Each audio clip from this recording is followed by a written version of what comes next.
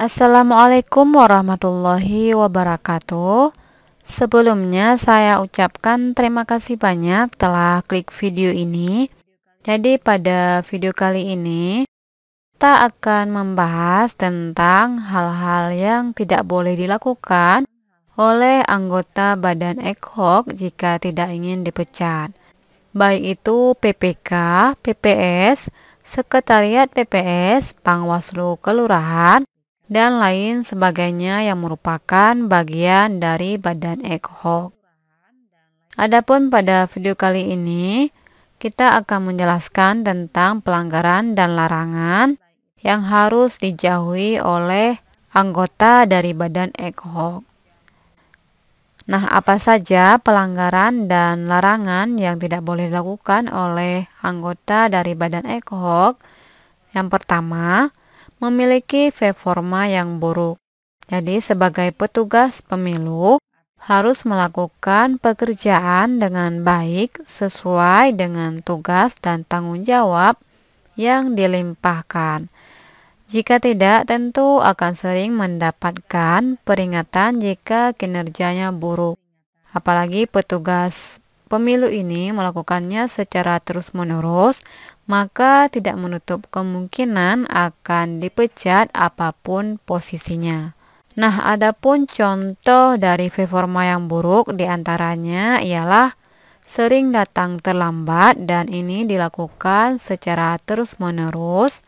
Kemudian, tidak hadir saat bertugas dan ini juga sama dilakukan secara terus-menerus. Selanjutnya, tidak menyelesaikan tugas tepat waktu. Terakhir, lalai dalam bertugas. Jadi ini bagian dari performa yang buruk yang harus kita jauhi sebagai anggota badan ad hoc. Selanjutnya, yang kedua, pelanggaran dan larangan yang tidak boleh dilakukan ialah tidak bergaul dengan tim kerja. Sebagai petugas pemilu dituntut untuk selalu bekerja sama dalam tim. Oleh karena itu, hubungan baik dalam tim sangat diperlukan.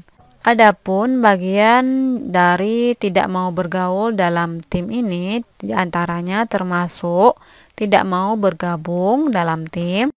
Yang kedua, tidak mau mendengar pendapat rekan satu tim. Yang ketiga, selalu mengajak ribut dengan sesama tim. Yang keempat, mementingkan diri sendiri. Dan terakhir, tidak memiliki hubungan baik dengan tim. Oke, kita lanjut yang ketiga yang merupakan bagian dari pelanggaran dan larangan, yakni melakukan pelanggaran. Adapun kategori yang dimaksud diantaranya ialah melakukan kerjasama dengan tim kampanye. Yang kedua, menerima suap dari salah satu tim kampanye.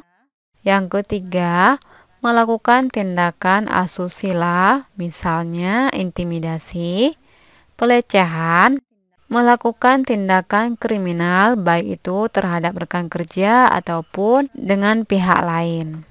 Selanjutnya yang keempat ialah melakukan pembangkangan. Nah, di sini petugas pemilu tidak harus mengiyakan semua permintaan atasan atau menyetujui segala keputusan yang ditetapkan. Akan tetapi, menolak mematuhi perintah dengan perilaku yang kurang sopan membuat petugas pemilu bisa terancam kehilangan pekerjaan. Oleh karena itu, jika ada hal yang tidak setuju atas permintaan atasan, maka bisa disampaikan ataupun ditolak dengan baik atau sopan. Kemudian yang kelima, memalsukan data pemilih. Jadi memalsukan data pemilih jelas tindakan yang tidak etis dan tidak hanya merugikan, akan tetapi tindakan semacam ini sudah termasuk tindakan kriminal yang dapat membuat petugas badan ad hoc tidak hanya akan dipecat, tetapi juga terlibat dengan masalah hukum. Oleh karena itu, sebagai anggota badan ad hoc harus menjauhi hal-hal yang seperti ini, karena ini merupakan bagian yang dapat berakibat fatal. Yang keenam, yakni membeberkan data rahasia.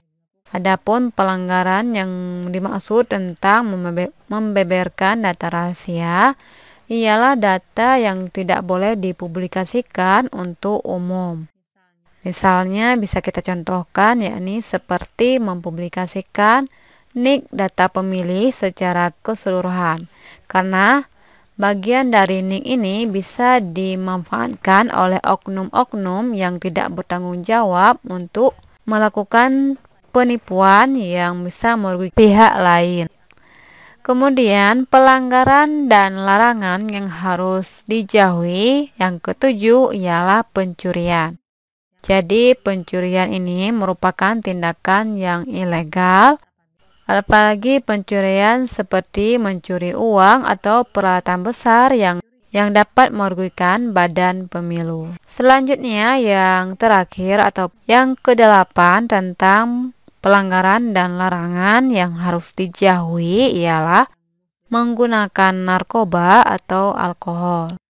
Jadi menggunakan narkoba atau alkohol baik itu di tempat kerja, terutama untuk yang narkoba, di luar tempat kerja, ini bisa menjadi pemecatan untuk anggotanya karena merupakan tindakan ilegal dan juga melanggar hukum. Jadi inilah bagian ataupun larangan yang harus dijauhi atau tidak boleh dilakukan oleh anggota badan ad hoc, baik itu PPK, PPS, Sekretariat PPS, Panwaslu Kelurahan, dan lain sebagainya yang merupakan bagian dari badan ad hoc. Jadi inilah sedikit informasi, semoga bermanfaat dan juga bisa membantu untuk menjauhi larangan-larangan tersebut. Dan saya ucapkan selamat bertugas untuk anggota badan ad hoc, semoga lancar. Oh ya, sebelumnya jangan lupa klik subscribe, like, dan juga komen. Assalamualaikum warahmatullahi wabarakatuh.